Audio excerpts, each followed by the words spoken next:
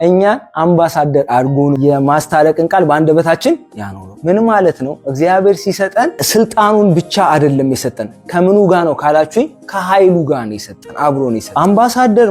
አምባሳደር ማለት በዛ ጊዜ በመጀመሪያው ክፍለ ዘመን ሁለት አይነት ሮም እንግዲህ ሲያስተዳድር ሁለት አይነት የማስተዳደር ሲስተሞች አሏቸው። አንደኛው ኢምፔሪያል ስቴት የሚባሉ አሉ። ራሱ ዳይሬክት ንጉሱ ምንም ያደርግባል የሚያዝባቸው ኢምፔሪያል ስቴቶች አሉ። እነዚህ አመፀኛ ስቴቶች እነ ሶሪያ ምናምን ያምፁ ነበር፣ ሮም ላይ በጣም ያስቸግሩ ነበር። ስለዚህ እነሱ ዳይሬክትሊ ጸባይ ኖሮት ግብር ምናምን የማያመጣ ስለነበር በቀጥታ በዳይሬክት ትእዛዝ ምንም ይደረግ አይደል፣ ግብር አምጡ ምናምን የሚባሉ ናቸው። አንዳንዶቹ ደግሞ በወቅቱ የነበሩት ደግሞ ሴናተሪያል ስቴቶች የሚባሉ አሉ። እነሱ ደግሞ ምንድን ጸጥ ዝግ ብለው ምንም ያደርጉ የሚገዙ።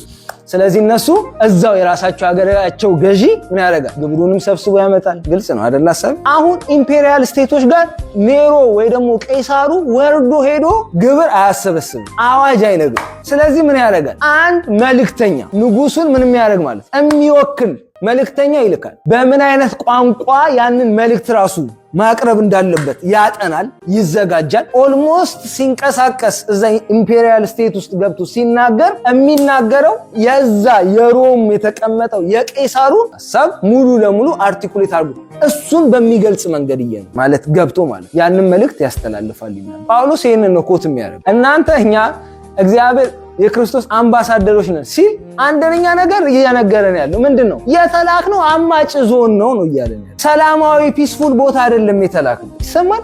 አሁን እኮ እንደውም ሰው የኛ አምባሳደር የምታውቁትማ ሰው ሲስማማ ነው የሚሄድ። እዛ ሀገር እኮ ስሙሙ ሲሆን ብቻ ነው የሚሄድ። እኛ ግን አይደለም፣ ስሙሙ ስላልሆነ ነው ሄደን ስለተጣላ ነው ሄዶ የማይመች ስቴት ስለሆነ ነው። አማጭ ሲሆን አስቸጋሪ ሲሆን በቃ እኔ መልእክተኛ አለኝ ብሎ ንጉሱ እንደሚልከው እግዚአብሔር አማጭ አስቸጋሪ አልገዛ ላለው ይሄ ለማይመች ዓለም አሉኝ መልእክተኞች አለ እግዚአብሔር። እኔን ወክለው የኔን ሐሳብ የሚናገሩልኝ እና የተላክነው የት ነው ካላችሁ ጠላት ያው ታረቅ ብለህ ከተናገርክ መልእክት ታረቅ ከሆነ በጣም ከባድ ጦርነት ውስጥ ነው ይላል። በቃ የማይመች ይሄንን ነው መልእክተኛ ብሎ የሚናገር። የአሁኑ ዘመን አምባሳደር ትንሽ ብዙ ትለያለች። እዛ ጋር ግን ሄደን የምንናገረው ነገር አለ ይለናል። እግዚአብሔር እንደዚህ ወከለ።